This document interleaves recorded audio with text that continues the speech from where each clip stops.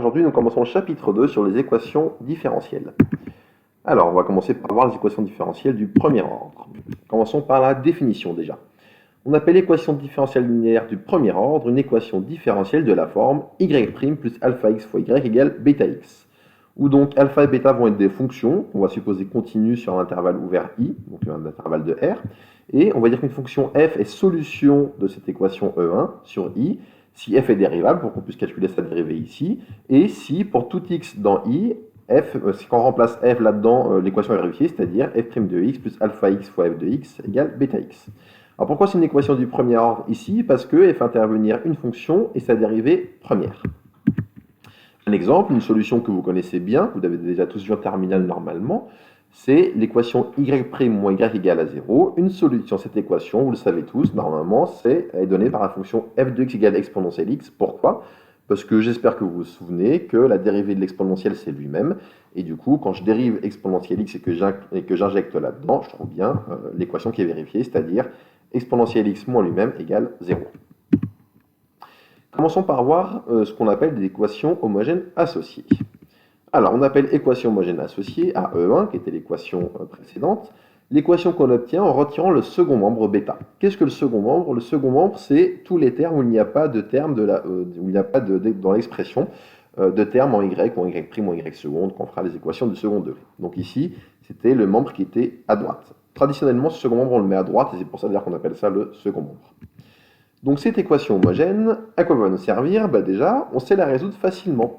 Donc les solutions de cette équation homogène, que j'ai notées ici E'1, sont données par, alors j'ai noté les solutions phi de x, et on les trouve en faisant une constante c, multipliée par exponentielle de moins une primitive de alpha x. Je vous rappelle la notation, c'est une notation de intégrale où je ne mets pas de borne, ça signifie une primitive de alpha x, où alpha x c'est quoi? C'est la fonction qui se trouve devant le y qui est ici dans mon équation. Donc, qu'est-ce qu'on peut remarquer sur ces équations homogènes? C'est qu'il y a une infinité de solutions en général, ça correspond à la constante petit c, qui peut vouloir tout ce qu'on veut. Si on fixe une condition initiale, il y a une unique solution. Regardons un exemple, donc on va faire dans une vidéo qui s'appelle exemple 1. Donc cette équation, juste pour remarque, si je prends juste ça sans condition initiale, j'ai une infinité de solutions, avec le c ici qui peut varier. Par contre, si je rajoute une donnée initiale, j'ai une unique solution qui va être donnée ici, qu'on trouve en calculant, on va trouver c égale 2. Donc ça, vous verrez plus en détail dans une vidéo qui s'appelle exemple 1. Passons maintenant à la résolution de l'équation générale, celle qui nous intéressait au tout départ, l'équation E1. Alors les solutions de l'équation E1 sont données par la fonction, donc on les a notées f de x qui valent y0 plus y1, où y0 c'est une solution de l'équation homogène associée, donc on a vu juste avant comment on faisait pour calculer ce genre de solution, et y1 est une solution particulière de l'équation E1. Alors arrêtons-nous 2 secondes là-dessus. Qu'est-ce que je viens de vous dire? C'est que pour trouver toutes les solutions de E1, il me faut une solution de E1. On peut se dire, mince, on se mord la queue, on va pas s'en sortir. Mais il y a une nuance très importante, c'est qu'au départ, j'ai les solutions de l'équation. Autrement dit, pour trouver toutes les solutions de E1, il me suffit de trouver une solution particulière de E1, que je vais ajouter aux solutions de l'équation homogène qu'on a vu juste avant, on sait toujours les calculer.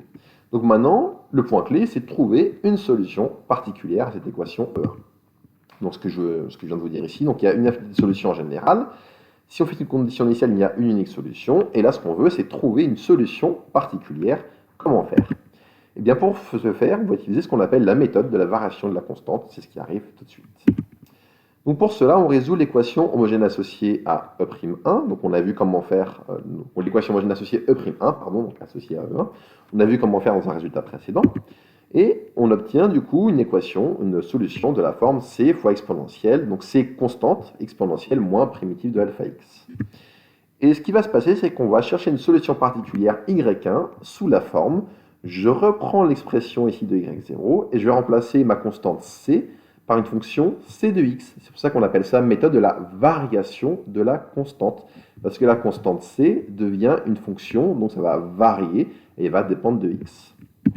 Ensuite, on va calculer donc c' de x, et on va obtenir directement, pardon, donc ça je vous le ferai juste dans la vidéo exemple 2, j'expliquerai pourquoi ça fonctionne ainsi. C'est que pour trouver quel va être le lien ensuite entre votre y1 et votre équation de départ, c'est que si vous remplacez l'expression qui est là, donc c' de x, vous remplacez c de x par c' de x, pardon, vous allez pouvoir dire que c' de x fois l'exponentielle qui est là vaut votre second membre bêta, et donc c' de x égale l'exponentielle où je transforme le moins en plus fois bêta. Ça va vous paraître un peu abstrait pour le moment. Encore une fois, on verra ça plus clairement dans les vidéos d'exemple qui vont suivre tout de suite. Et juste pour terminer, une fois qu'on est là, on calcule une primitive c', une primitive de c', et ça nous donne du coup c, et une fois qu'on a c de x, on a y1, et on a donc fini.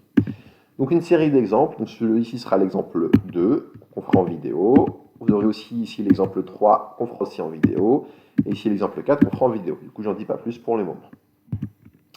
Deuxième partie, on va s'intéresser maintenant aux équations différentielles linéaires du deuxième ordre à coefficient constant. Donc commençons par des généralités, notamment la définition. Donc qu'est-ce qu'on appelle une équation différentielle linéaire du deuxième ordre à coefficient constant? C'est une équation différentielle de la forme ay seconde plus by' plus cy égale g de x. Alors un coefficient constant, ça veut dire que a, b et c sont des constantes. Ici j'ai un second membre g de x qui est une fonction réelle. Et pourquoi c'est une équation du deuxième ordre? Parce qu'elle fait intervenir une fonction y avec sa dérivée première et également sa dérivée seconde. Donc l'équation qui est ici, je l'appelle E2. On va considérer directement l'équation homogène associée qui va nous être utile. Donc on appelle E'2 et ça revient, comme pour les équations de l'ordre 1, à retirer le second membre. C'est-à-dire ici, le g de x qui est un terme où il n'y avait aucun y, y', y seconde, je le retire et ça me donne ici une équation égale à 0. Donc ça c'est l'équation homogène associée à E2. Donc les solutions de l'équation E2, ça va être pareil que pour l'ordre 1, c'est-à-dire elles vont être de la forme f de x égale y0, solution de l'équation homogène, plus y1, une solution particulière. Et du coup là, on va se poser la question, comment trouver les solutions de l'équation homogène? On va trouver y0, puis comment trouver une solution particulière y1. Commençons par résoudre l'équation homogène associée. Pour ce faire, on va considérer l'équation caractéristique aq carré plus bq plus c. Alors je vous invite à regarder la vidéo d'M1 pour que vous compreniez d'où vient cette équation caractéristique et pourquoi elle sort ainsi. Et ce qui va se passer, c'est que cette équation, qui est une équation de degré 2, qui n'est plus différentielle, mais une équation classique, on va calculer son discriminant delta. Donc vous avez l'habitude, c'est b carré moins 4ac. Et on va avoir trois cas de figure, donc c'est le théorème suivant. Si delta est strictement positif, l'équation caractéristique qui est ici a deux solutions distinctes, réelles, Q1 et Q2, et les solutions que j'ai notées phi de mon équation homogène, E'2, sont de la forme phi de x égale une constante lambda fois exponentielle de Q1 fois x, où Q1 est la première solution de l'équation caractéristique, plus mu fois l'exponentielle de Q2 fois x, où Q2 est la deuxième solution de l'équation caractéristique. Si delta est égal à 0, mon équation caractéristique a une unique solution double, réelle, Q0, et dans ce cas-là, les solutions de mon équation homogène, que je vais noter encore une fois phi, vont être de la forme exponentielle de ce Q0 fois x, facteur de lambda x plus nu, où lambda et mu sont des constantes réelles. Et enfin, si delta est strictement négatif, l'équation caractéristique aura deux solutions complexes conjuguées, donc Q1 que je vais appeler alpha plus i bêta, et Q2 qui va être le conjugué, mais que je ne vais pas trop m'intéresser à lui. Et les solutions phi de l'équation homogène vont être alors de la forme phi de x égale exponentielle de partie réelle fois x, donc exponentielle de alpha fois x, facteur de une constante lambda fois cosinus de la partie imaginaire, donc de bêta fois x, plus mu, sinus, toujours partie imaginaire, donc bêta fois x. Et vous avez ainsi les trois possibilités pour résoudre les équations homogènes associées dans le cas de l'ordre 2. Petite remarque, dans tous les cas, on a ici une structure qui est qu'on a toujours ce que je vais appeler des briques de base pour construire vos solutions. Là, les briques de base, dans le cas où delta est strictement positif, c'est exponentielle Q1x et exponentielle Q2x. Quand delta est égal à 0, j'ai un seul Q0, donc ça me fait exponentielle Q0x qui serait une première brique de base. Et en fait, pour trouver la deuxième, parce qu'il faudra toujours 2, l'astuce est multiplier fois x. Et vous voyez que si on développe, je vais avoir comme première brique de base x fois exponentielle Q0x, et comme seconde brique de base, juste exponentielle Q0 fois x. Et enfin, si delta est strictement négatif, je vais aussi avoir deux briques de base qui vont être exponentielle alpha x fois cos bêta x, et exponentielle alpha x fois fois sinus bêta x. Encore une fois, alpha et bêta sont les parties réelles et imaginaires d'une solution de mon équation caractéristique. Et on va terminer cette vidéo avec une série d'exemples, donc là qui seront les exemples 5, 6 et 7, et je vous laisse regarder les vidéos qui concernent ces exemples pour mieux comprendre comment ça fonctionne. Ça termine cette première vidéo.